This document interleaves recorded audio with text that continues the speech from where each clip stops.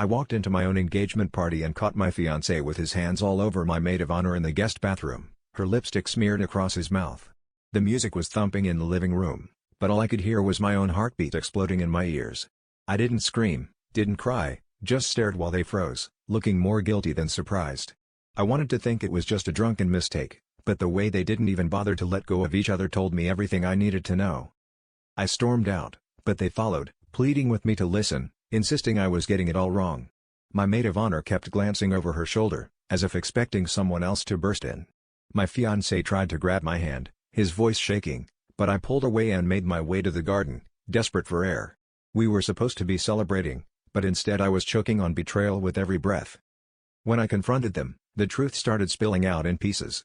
Apparently, this wasn't the first time they'd hooked up. The worst part?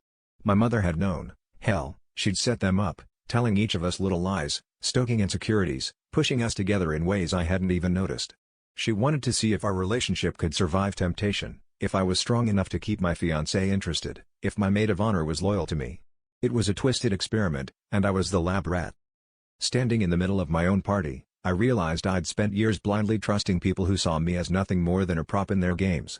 The anger I felt wasn't just at my fiancé or my friend, but at myself for letting my mother puppeteer my entire life. I left everyone behind that night, engagement ring abandoned in the champagne bucket, knowing I'd rather be alone than live one more moment as someone else's experiment.